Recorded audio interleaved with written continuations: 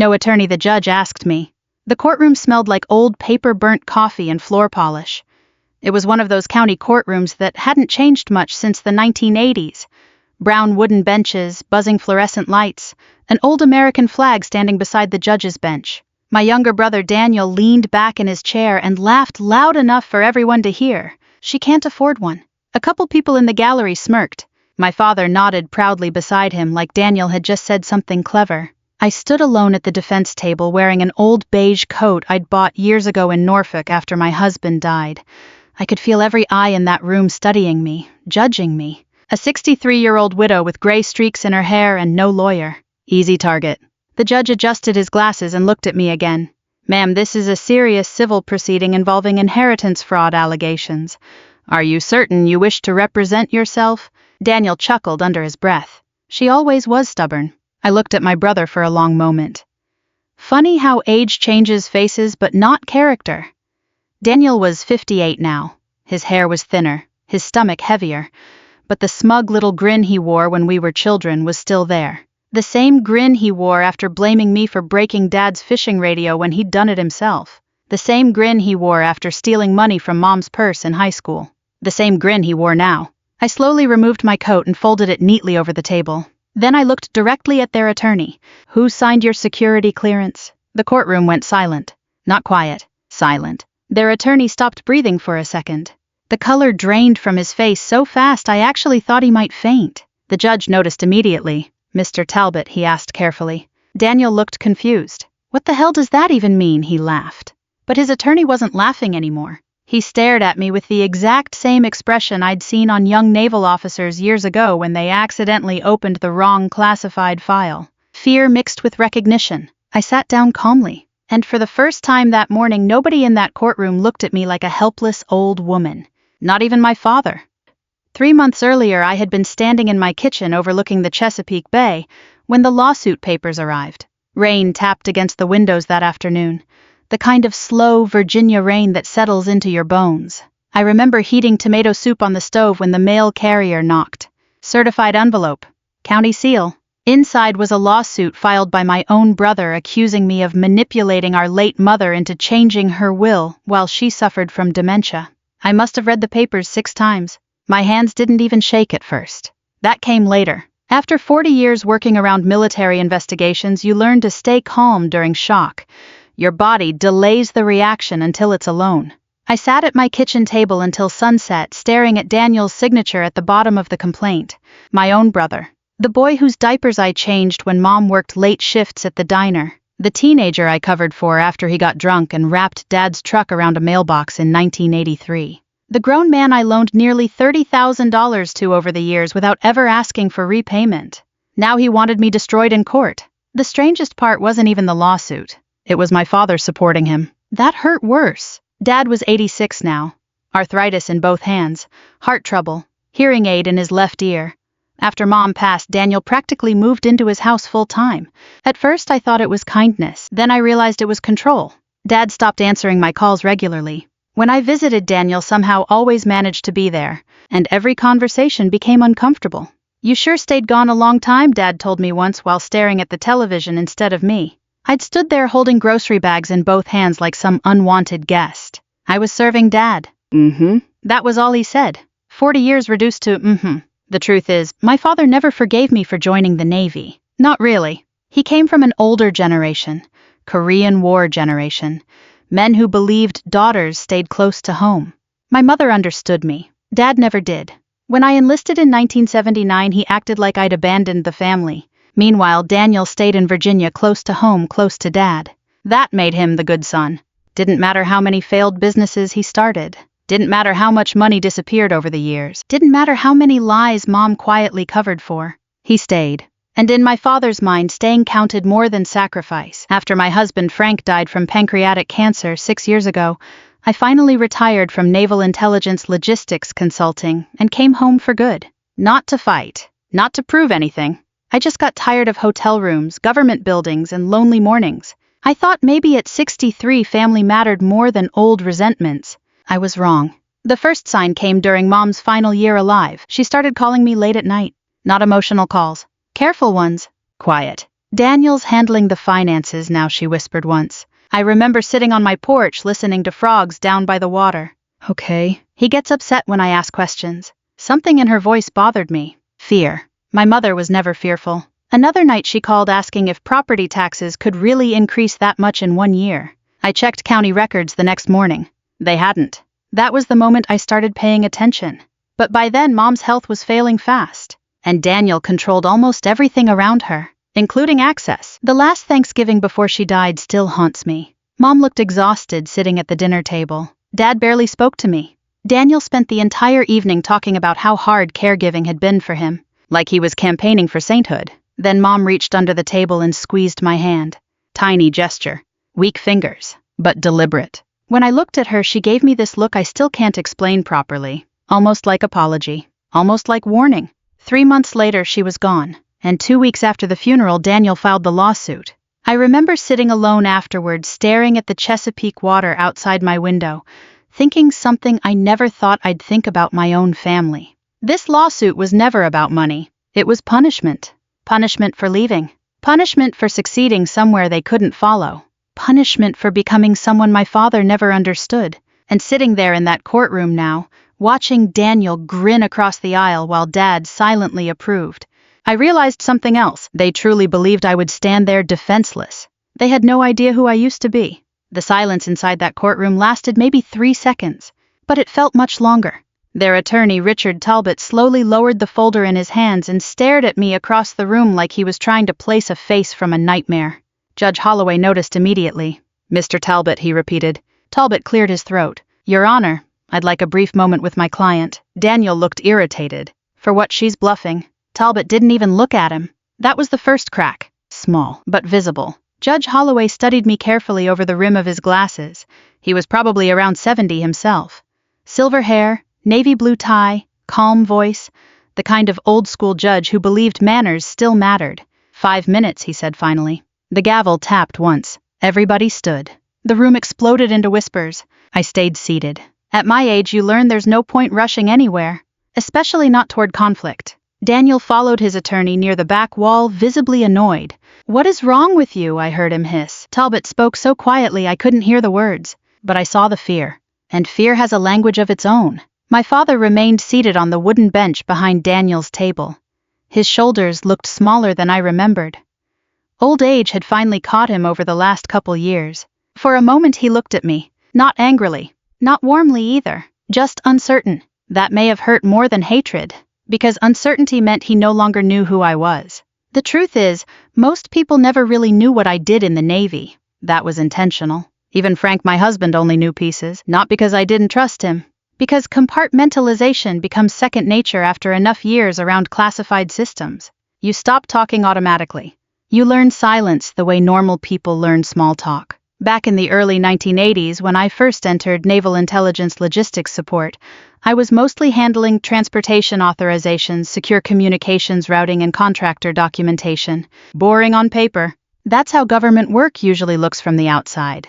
But over time, I moved into security compliance investigations involving defense contractors and overseas supply coordination during the Gulf War years. Nothing glamorous. No Hollywood nonsense. Mostly long nights, bad coffee, endless reports, and people lying about money. People think intelligence work is guns and car chases. Most of it is paperwork. Very dangerous paperwork. One missing signature can compromise an operation. One dishonest contractor can cost lives. I learned early that corruption rarely looks dramatic at first. Usually it starts with somebody quietly changing numbers nobody expects others to check. That lesson stayed with me long after retirement, including when I started noticing strange financial patterns around my mother's accounts. Talbot approached the bench after recess ended. His voice sounded tighter now. Your Honor, before proceeding, I would request clarification regarding the defendant's prior federal affiliations. Daniel groaned loudly. Oh, come on. Judge Holloway folded his hands. Ms. Whitaker. I opened my leather folder slowly and removed a sealed document packet. 20 years ago, those packets used to travel inside locked diplomatic cases. Now they mostly sat untouched in my filing cabinet beside old tax returns and insurance papers. Funny how ordinary classified history becomes after retirement. I handed the packet to the bailiff. The judge opened it carefully. His expression changed almost immediately. Not shock. Recognition.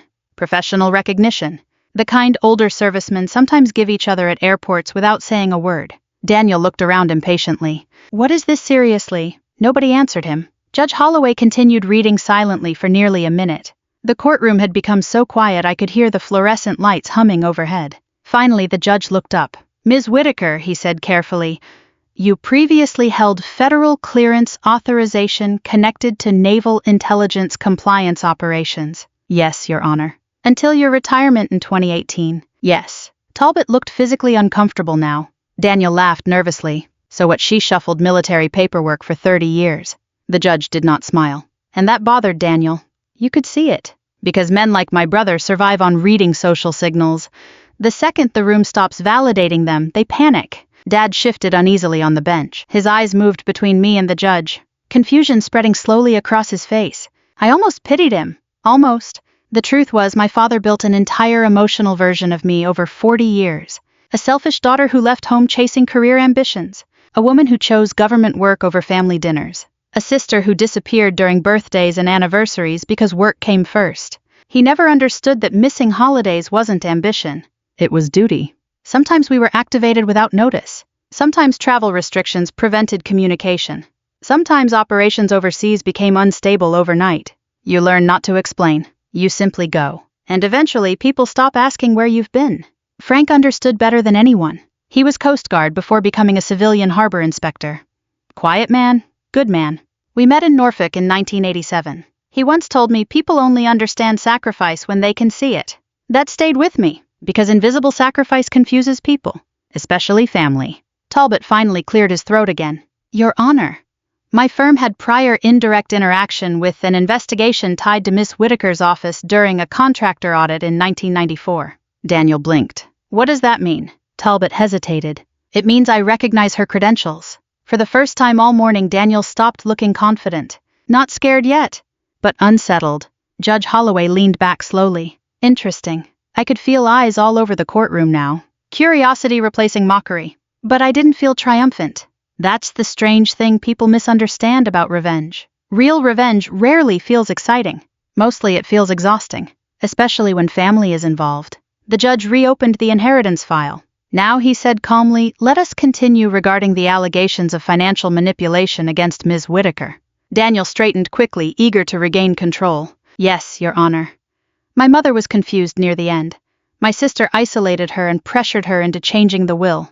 I looked directly at my brother. When exactly did Mom become confused, Daniel? He frowned. What? You said she was mentally compromised. She was. I nodded slowly. Then why did you allow her to sign 3 separate refinancing documents 6 months earlier? The room went still again. Daniel's face tightened instantly. Tiny reaction, but enough. Talbot closed his eyes briefly, like a man realizing the floor beneath him might collapse. Dad looked confused. Refinancing, he muttered softly. Daniel turned around too fast. Dad, don't worry about that. But now Judge Holloway was paying very close attention. What refinancing documents, he asked. I opened another folder. And that was the moment I realized something important. Daniel came into this courtroom expecting humiliation. He never expected resistance. Worse, he never expected documentation. Judge Holloway removed his glasses slowly. What refinancing documents? I slid the papers across the table toward the bailiff. The courtroom had changed completely now. Earlier, people looked at me like I was some lonely widow about to lose everything. Now nobody moved. Nobody whispered. Even Daniel noticed it. And he hated it. These documents, I said, calmly show that 6 months before my mother passed away, my brother helped her refinance a portion of the family property. Dad frowned from the gallery bench. Refinance. Daniel turned immediately. It was temporary, Dad. But his voice cracked slightly. That tiny crack told me everything. Judge Holloway studied the paperwork carefully. Mr. Whitaker, he said, these forms carry your mother's signature. Yes, Daniel answered quickly. She agreed to it. I folded my hands together. Then, she was mentally competent enough to sign loan agreements worth over $200,000. Daniel's mouth opened, closed again. Talbot looked physically ill now. I almost felt sorry for him. Almost. Because Richard Talbot wasn't the villain here.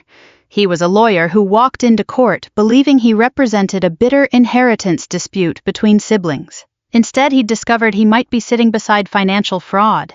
There's a difference. A dangerous one. Dad leaned forward slowly. What loan? Daniel's irritation flared immediately. Dad, I told you already it was for the business. What business? Judge Holloway asked.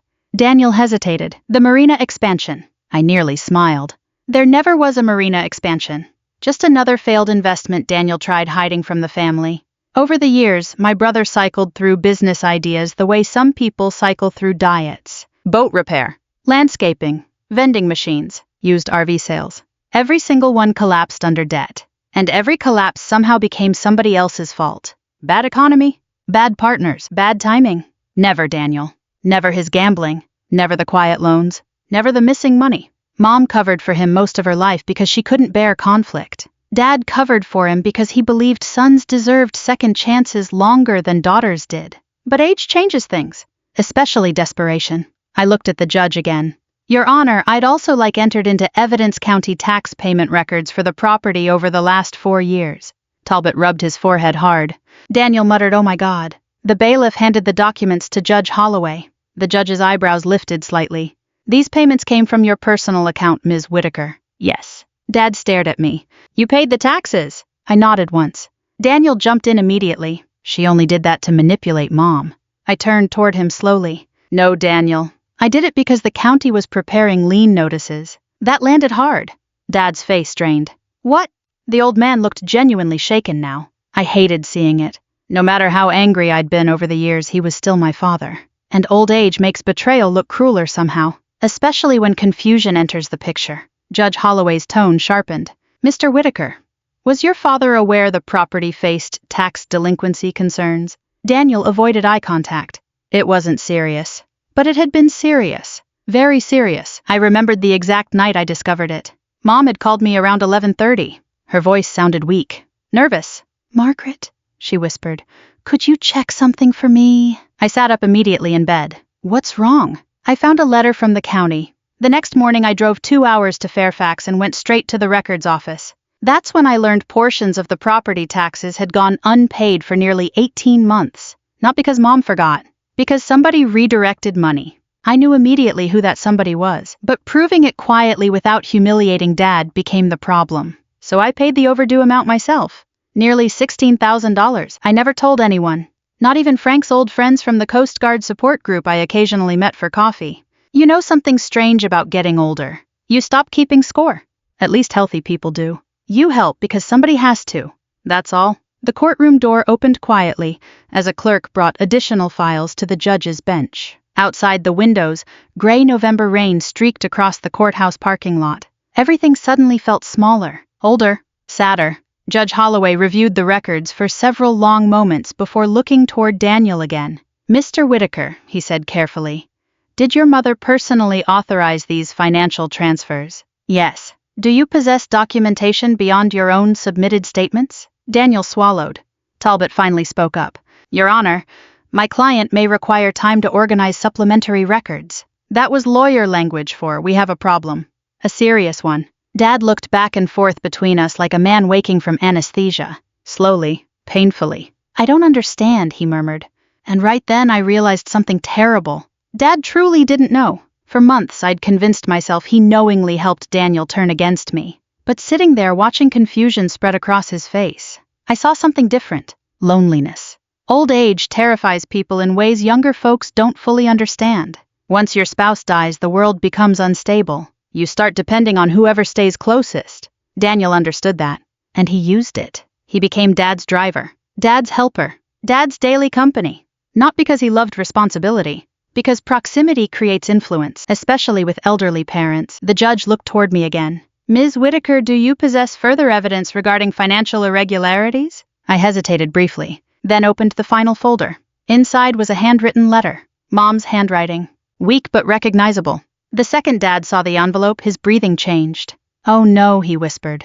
Daniel's face hardened immediately. Where did you get that? Mom had mailed it to me 3 weeks before she died. Certified mail. No return address. Inside was only one handwritten sentence on the front page. If anything happens, read this in court.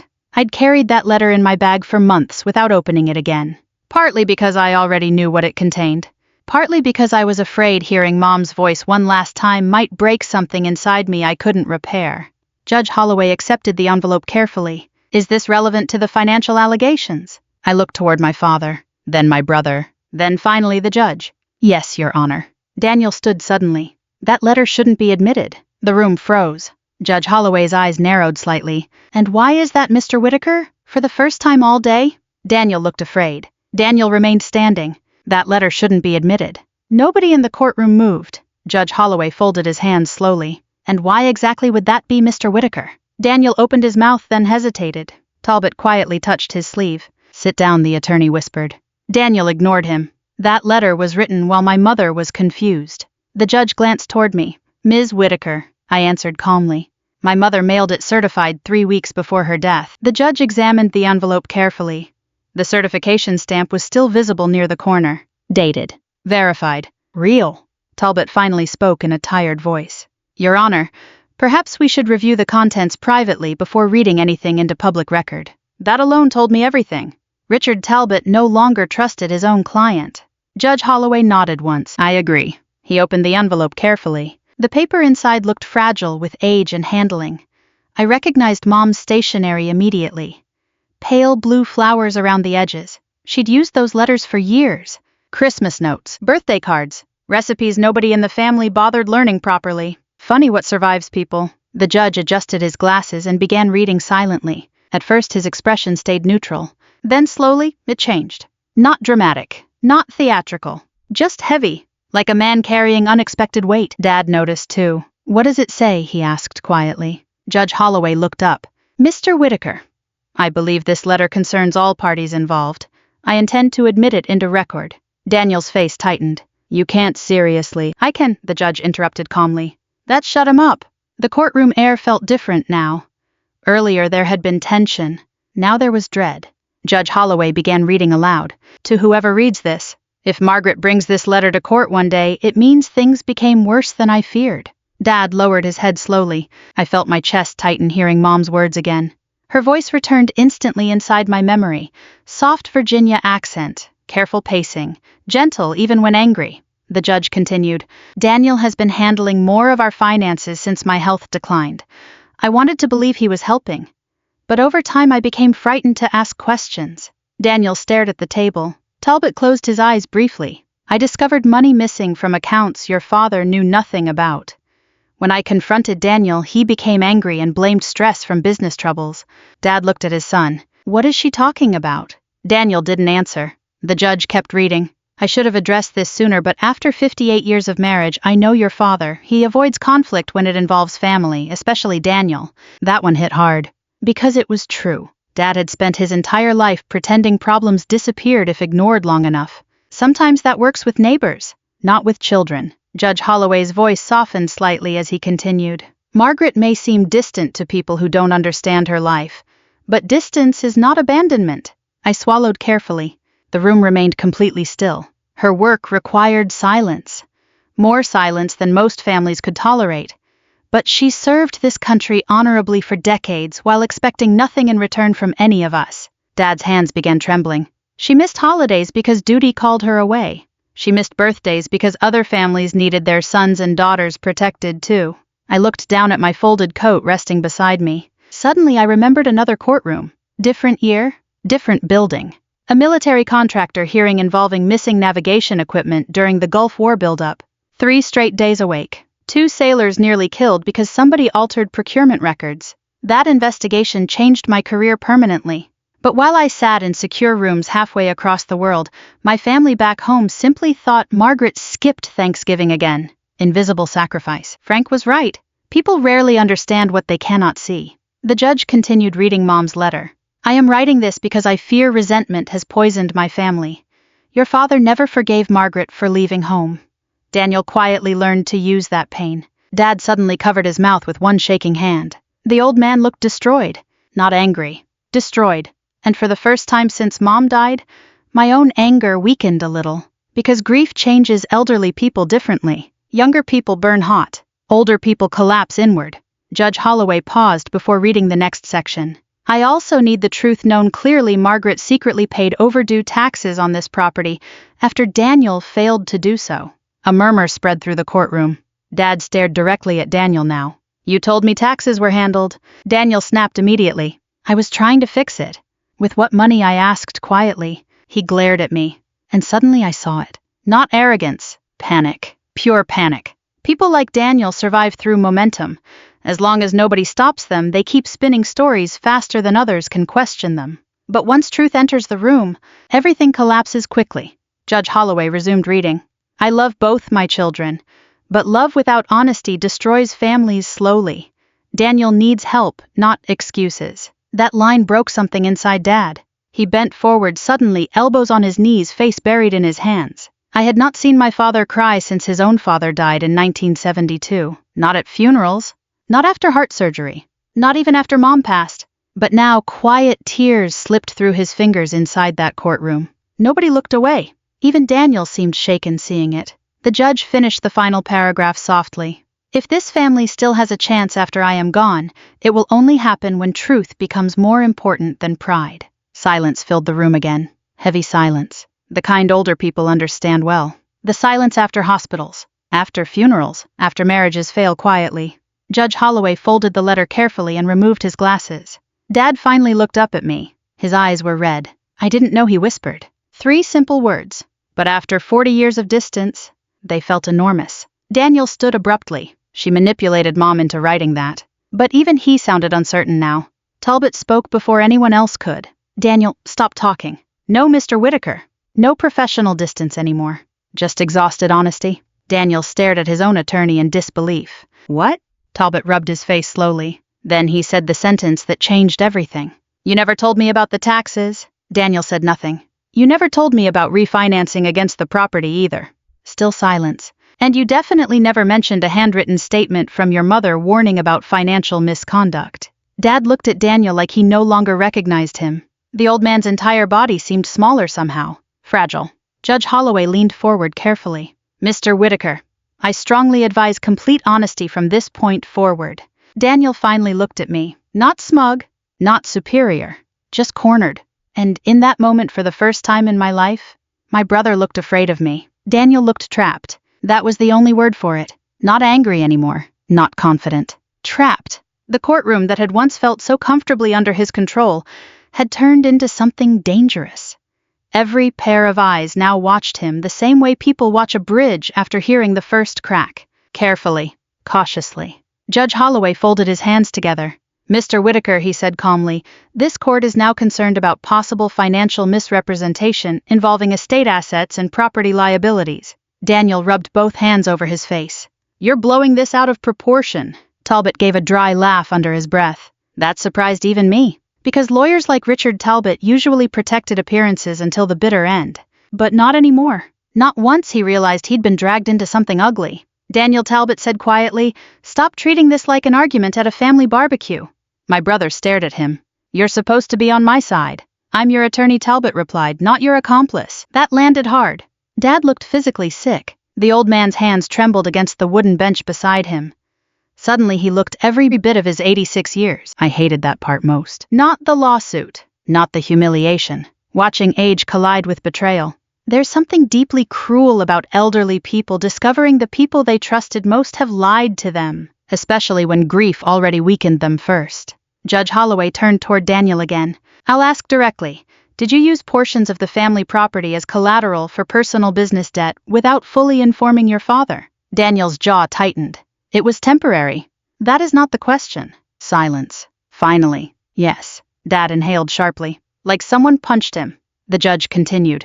Did your mother express concerns regarding missing funds before her death? Daniel looked toward the ceiling briefly, then nodded once. Yes. Dad whispered, oh my God. I closed my eyes for a moment.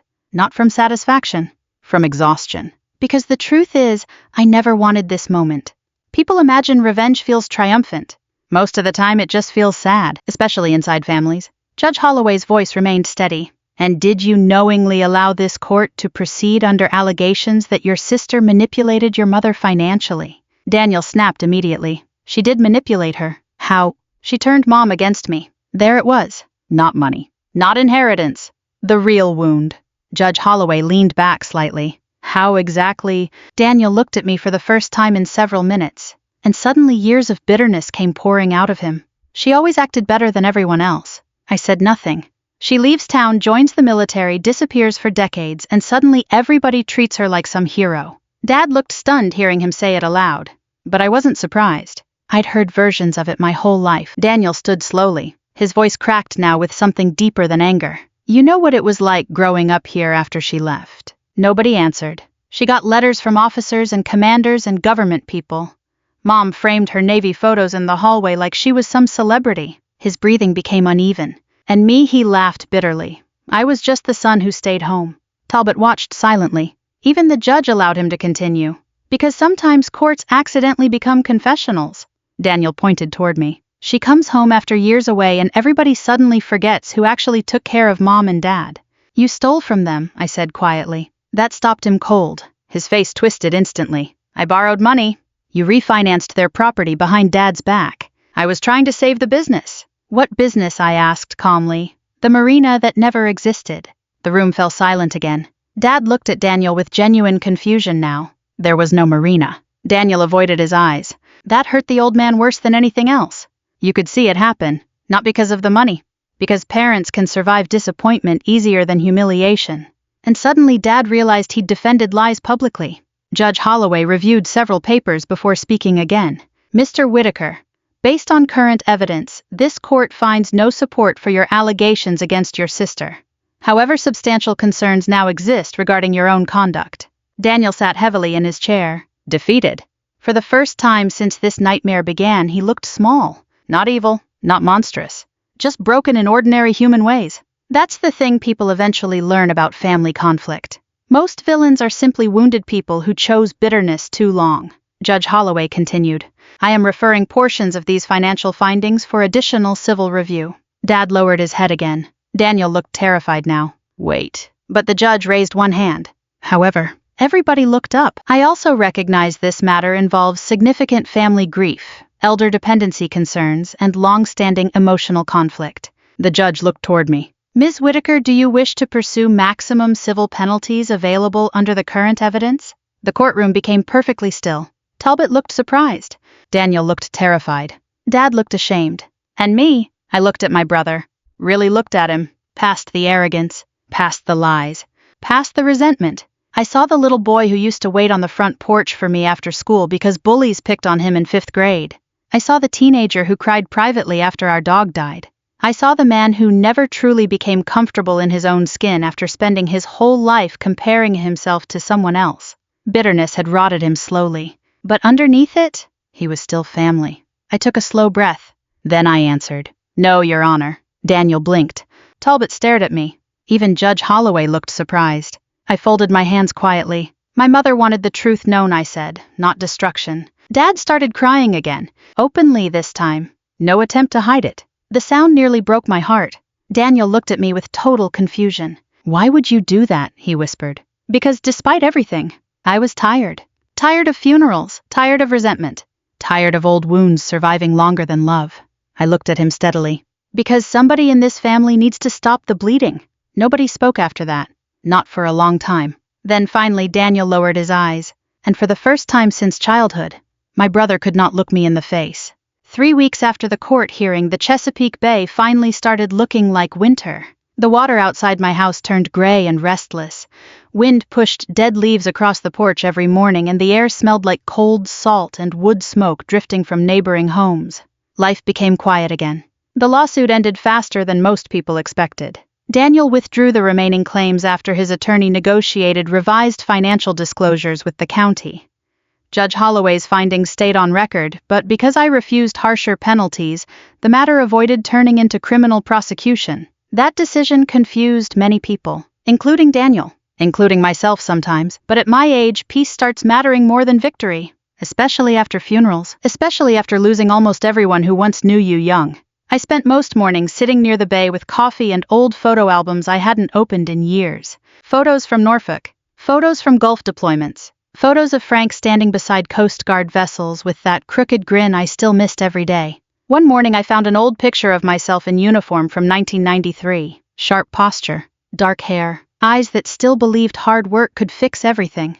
I stared at it for a long time, then laughed quietly to myself. That woman had no idea how lonely service could become later in life. People thank veterans in airports now, that's kind. But they rarely understand the invisible part afterward. The missed birthdays, the emotional distance, the marriages that survive through sacrifice, the families that quietly drift away while duty keeps pulling you somewhere else. Service leaves marks nobody sees, and silence leaves marks too.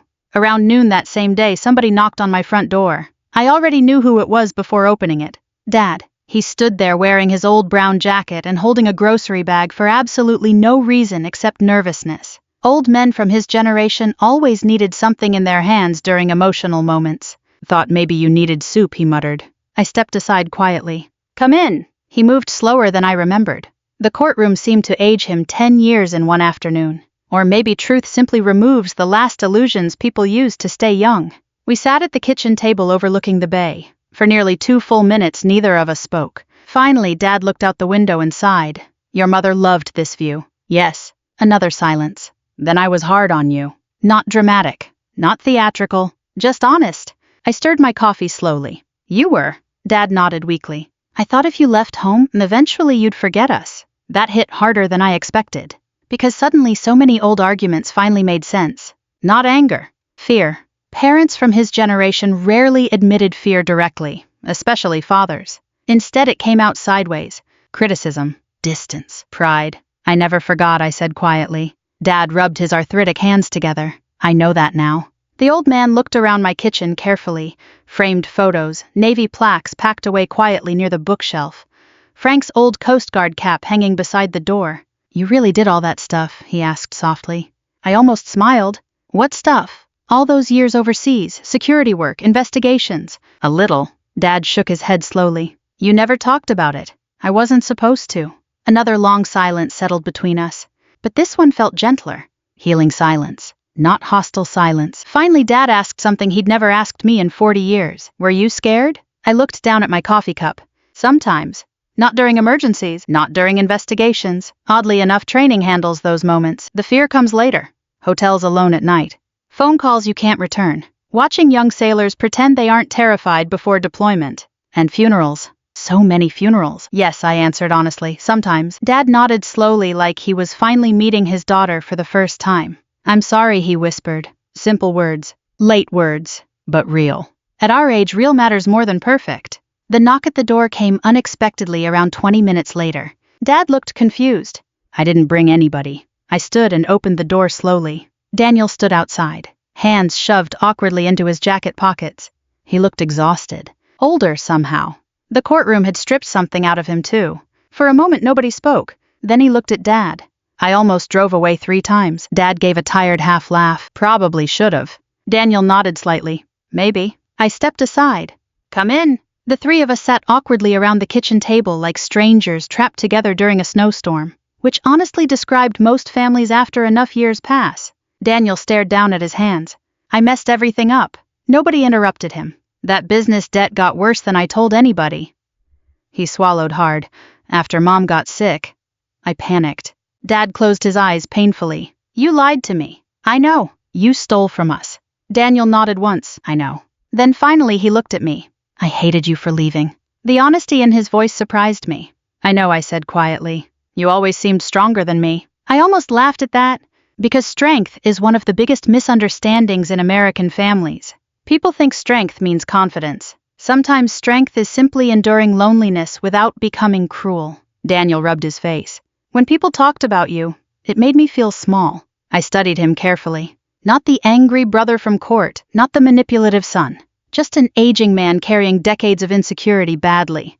And suddenly I felt tired of punishing him in my own mind. Dad slowly stood from the table and wandered toward the hallway. My old navy coat still hung beside the closet door where I'd left it earlier that morning. The room became quiet again as he stared at it. Then something happened I never expected. Dad straightened his posture carefully despite the arthritis, raised his trembling hand, and gave me the first salute of my life. I couldn't speak. Neither could Daniel. The old man's eyes filled with tears. I should have done that years ago, he whispered. Nobody moved for several seconds. Then finally I stood and hugged my father. And after a moment, my brother too. Not because everything was fixed. It wasn't. Some damage never disappears completely. But healing begins the moment pride stops speaking louder than love. And maybe that's the real tragedy of growing older. Not wrinkles. Not illness.